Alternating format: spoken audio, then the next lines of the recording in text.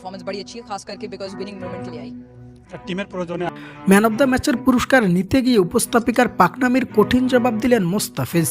Match শেষে বাংলার এই বাঁহাতি তারকাকে নিয়ে কি বললেন অধিনায়ক মোহাম্মদ নাবি।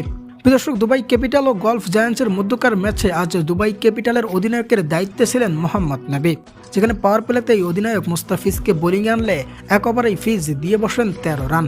ফলে এরপর বেশ খানিকটা পরে ম্যাচের 14তম ওভারে ফিজকে বোলিংয়ের সুযোগ দিয়েছেন মোহাম্মদ নাবি, যে সময় গলফ জায়ান্টসের ব্যাটাররা রীতিমতো রানের পাহাড় গড়ার দিকে ছুটেছেন। আর এমন সময় বোলিংয়ে এসে ফিজের ম্যাজিক্যাল 4 ডেলিভারিতে 3টি উইকেট হারায় গলফ জায়ান্টস। ফলে রানের পাহাড় মুহূর্তেই ভেঙে পড়ে গলফ জায়ান্টসের।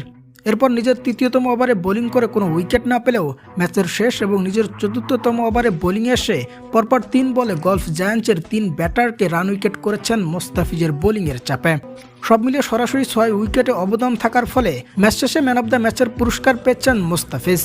আর এই পুরস্কার নেওয়ার পর সংবাদ সম্মেলনে মুস্তাফিজকে দেখে ইংরেজি পরিবর্তন করে হিন্দিতে কথা বলেন ভারতীয় এই উপস্থাপিকা, যা দেখে IL T20-র মতো বিশ্বমানের এক আসরে মুস্তাফিজও বাংলা ভাষায় উত্তর দিয়েছেন। বলেছেন, এগুলো আমার ন্যাচারাল বোলিং, আমি এমনটাই বোলিং করে থাকি।